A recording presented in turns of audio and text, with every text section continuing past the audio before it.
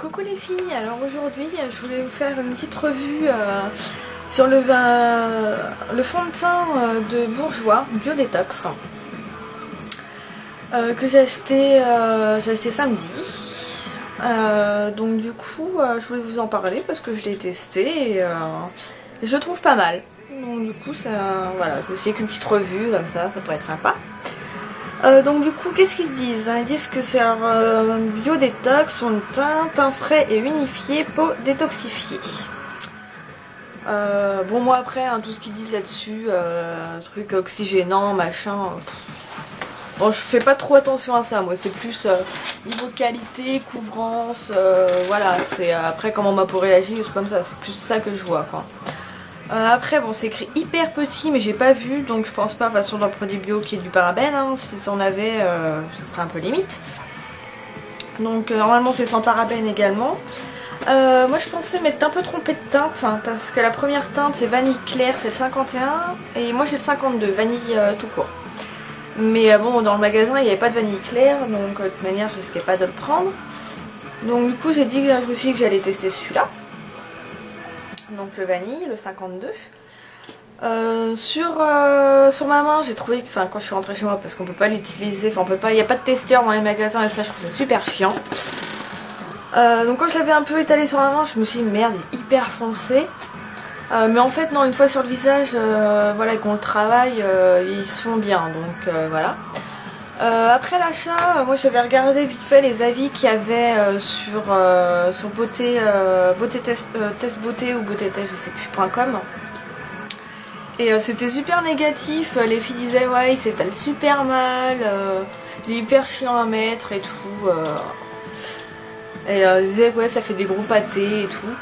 Et je me suis dit bah merde, ça se trouve pas que je me suis fait avoir, j'aurais jamais fait de lire ça avant.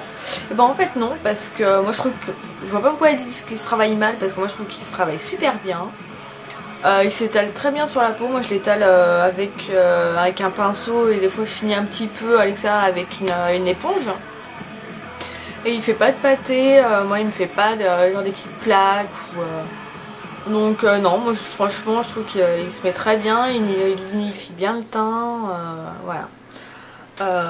Qu'est-ce que je peux dire? L'odeur, non, l'odeur est sympa, c'est une odeur très légère et ça n'a pas une odeur de vieux fond de teint comme on pouvait voir il y a quelques années. Non, là, non, c'est une odeur qui est, ouais, qui est légère et assez fraîche, ouais, une odeur fraîche. Ensuite, donc oui, donc c'est un flacon pompe, hein, donc très hygiénique. Une petite pression suffit pour que le produit sorte, donc c'est bien, on n'a pas besoin d'appuyer super fort et le fond de teint qui sort. Ce que je peux en dire, pas vraiment conseillé en fait pour les peaux grasses, parce que moi je trouve que du coup il matifie pas, enfin c'est pas vraiment un matifiant, hein, il est même pas du tout matifiant je crois. Il fait un fini, alors ils avaient dit quoi, un fini semi-mat, mais bon voilà, c'est pas un matifiant.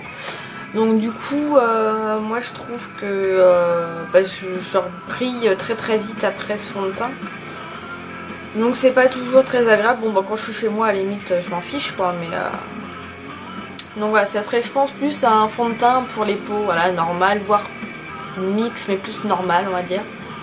Peut-être même pour peau sèche, hein, je pense que ça pourrait aller avec une bonne crème hydratante avant, parce qu'il n'est pas sec du tout, hein, donc du coup, je pense que ça pourrait convenir pour peau sèche et normale, plus, voilà.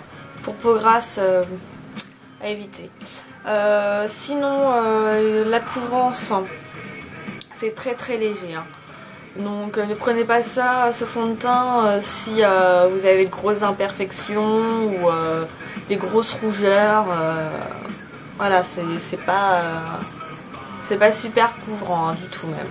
Donc ça, vu comme c'est léger comme fond de teint, je pense que ça peut être un bon fond de teint d'été. Bon, du coup on se sent pas plâtré ou donc non, je pense que ouais, ça peut être un bon fond de teint d'été.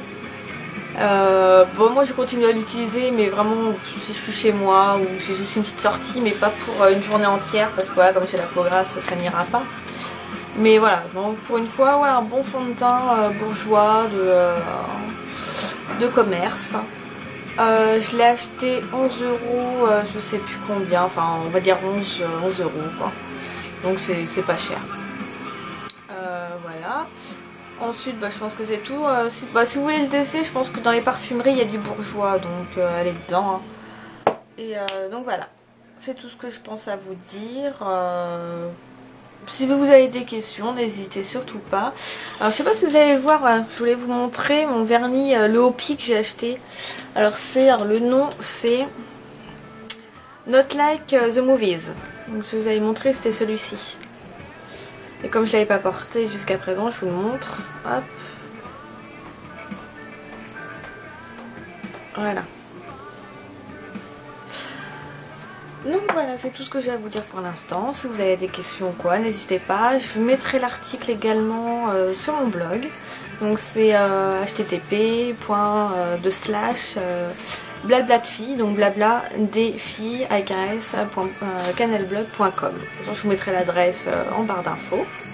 Et je vous dis à bientôt, bye bye.